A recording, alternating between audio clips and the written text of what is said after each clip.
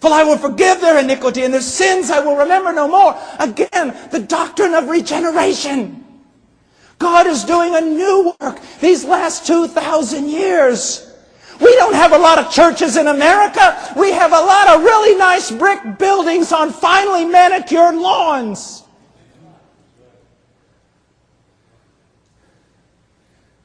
Just because someone says they're of the church or they're Christian doesn't make it so. Look what he says. They'll not even have to teach one another. That doesn't mean there won't be teachers and preachers, but there will all be an outstanding knowledge of God among them, particularly with regard to their sins having been forgiven. Quickly, just look at 32, chapter 32. Verse 38. They shall be my people, and I will be their God. He doesn't say, I hope so. Maybe if I get lucky, if I can get enough evangelists to work with me, maybe this will all come out right. He says, I am going to pull a people for me. A people that I'm going to give to my Son. And he says, they shall be my people, and I will be their God. Look at this, and I will give them one heart and one way. Now don't be angry with me. Any angrier than you already are, at least. But listen to me. The 70s and 80s and all the Jesus marches and everyone weeping and crying. The church is so divided. The church is not one.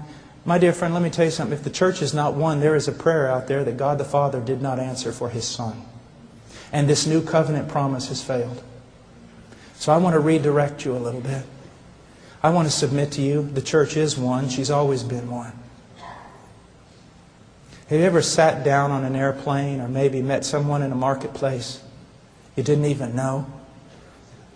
And you being maybe Baptist or Mennonite or this or that, but truly evangelical, truly Christian, you talk to them for no more than a few minutes and you discover, bam! It's a believer. It's just a live one. And at that moment, you'd give your life for him. You'd give your life for him. I remember one time we were in Departamento Amazonas in Peru, and it was during the time of the Sendero Luminoso and the civil war that was going on there. We rode 22 hours up in the back of a grain truck under a black tarp, and at about midnight, we pulled the tarp off, the truck stopped, and we jumped off into the jungle. We stayed the night just at the edge of the jungle and made our ways up to a place called Ingenio in Tambolik.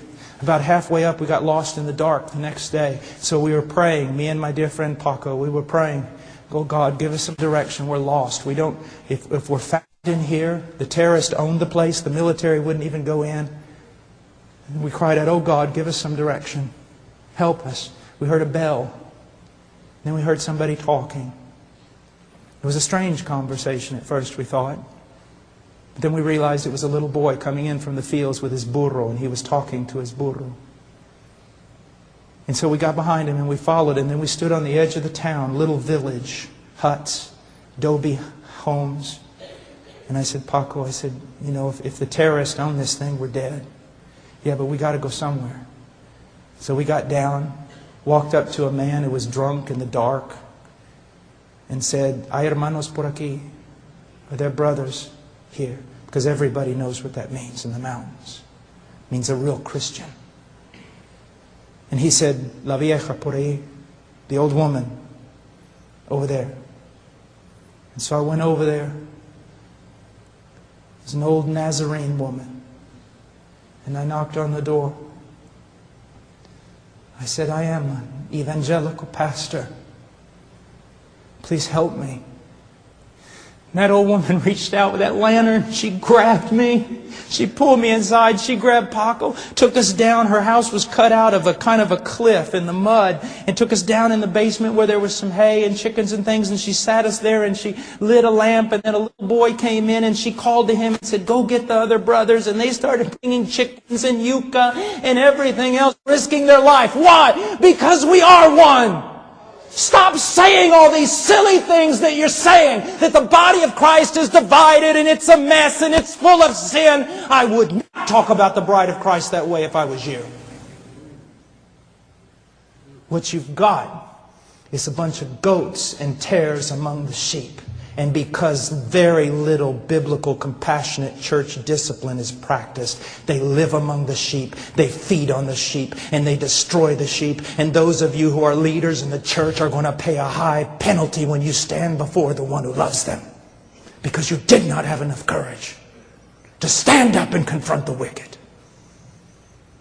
As a matter of fact, listen to me. The average scenario in North America with regard to churches, by and large, the churches are democracies, and I don't want to get into the ifs or pros or cons of that. But here's what happens. Because the preaching of the gospel is so low, the church is basically, the majority of it are carnal, lost people. And because it is a democracy, they by and large govern the direction of the church. And because the pastor doesn't want to lose the great number of people, and because he has wrong ideas regarding evangelism and true conversion, he caters to the wicked in his church. And his little group of true sheep that belong to Jesus Christ are sitting there in the midst of all the theater, in the midst of all the worldliness, in the midst of all the multimedia going, we just want to worship Jesus and we just want someone to teach us the Bible. And pastors are going to pay for that.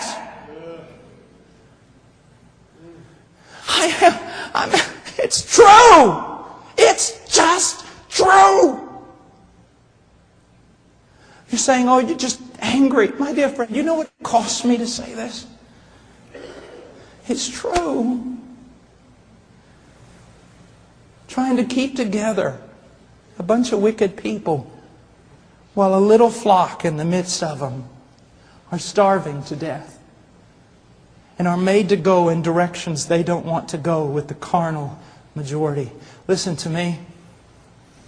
If my wife was at Walmart late one night and you walked by as a man and you saw that 2 men were abusing her, 3, 4, 5, 10 men were abusing her and hurting her, and you put your head down in the name of self-preservation and you walked by, I want to tell you something, my friend. I will not only look for those 10 men, I will look for you.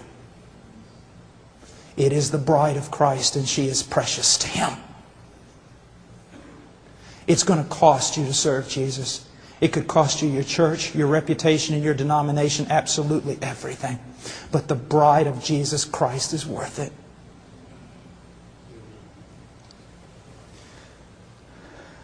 And look what it says. I love this. Look, 39, I will give them one heart and one way. And what is that way? It's Christ and it's holiness. Every true believer I've ever met spoke much of Christ and had a longing desire to be more holy than they were. More conformed to Christ. And look, I will give them one heart and one way, that they may fear me always, for their own good and for the good of their children after them. Oh, what a text that is. But let's just go on really quickly. I will make an everlasting covenant with them, that I will not turn away from them to do them good. Now,